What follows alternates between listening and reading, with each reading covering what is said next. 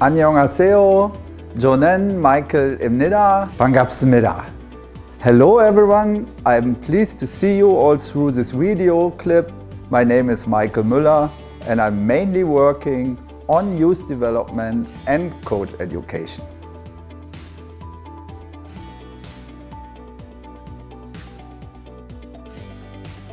Today I want to talk about playing in 8v8, designed for the age group under 11 to 12.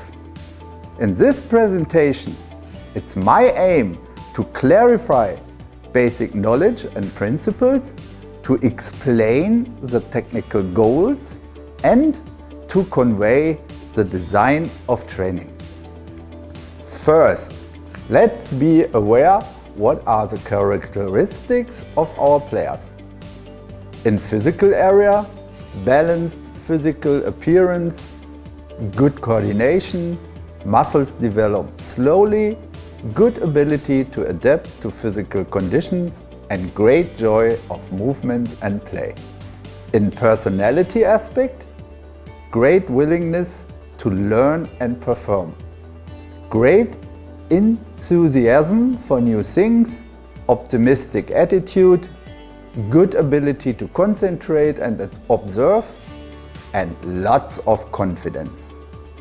Accordingly, the following overarching main guidelines are derived for training with the age group under 11 to 12.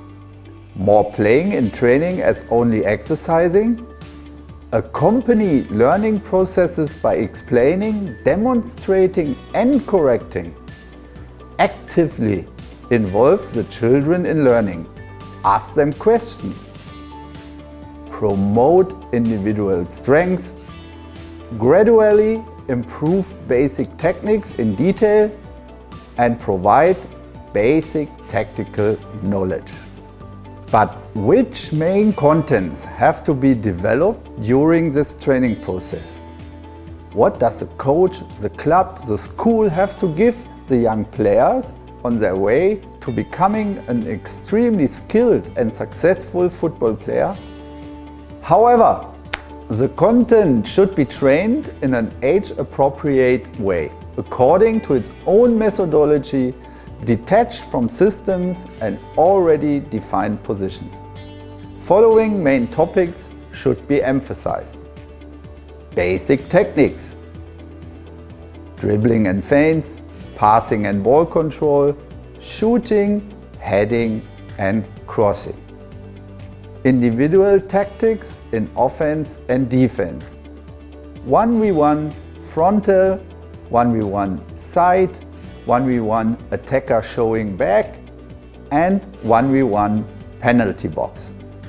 Group tactics with interaction play, keeping the ball under pressure, basics of build-up play, basics of creating chances and finalization, transition in offense and defense, defending in minority, majority and equal numbers of players.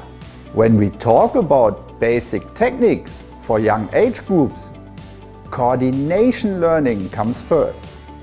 Coordination and techniques are always pretty close and are mutually dependent. So what are the basic techniques that we should know in detail?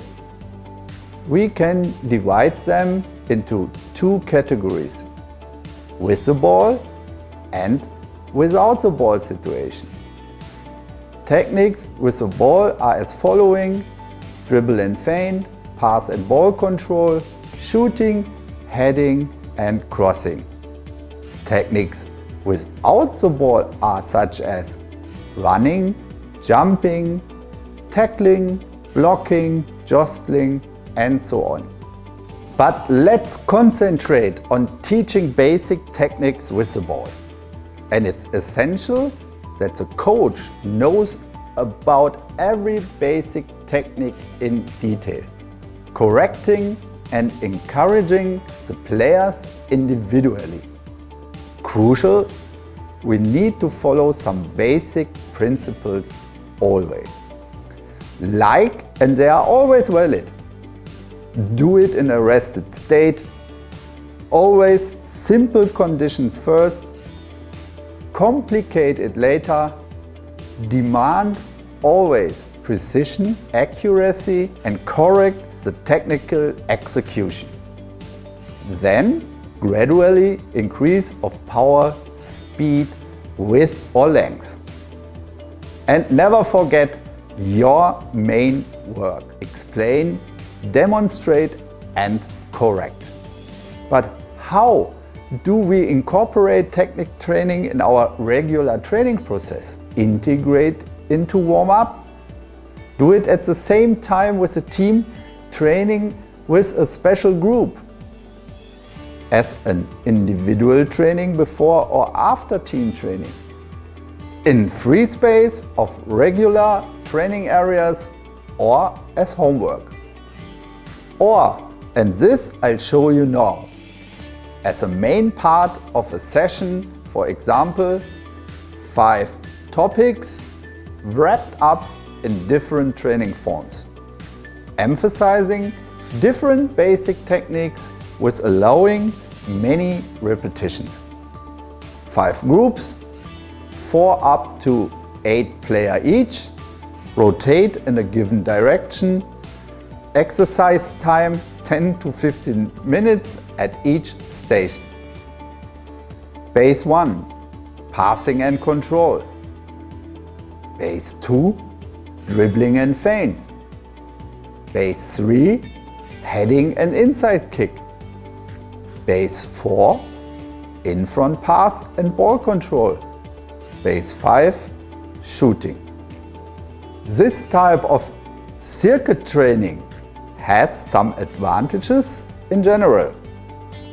Good for a big group, good for less space, everyone gets busy, high repetition numbers, diversified and different contents are possible. After presenting about the essential tactical topics, I'll show a different approach to building a training session, independent from the respective topic. More on that later.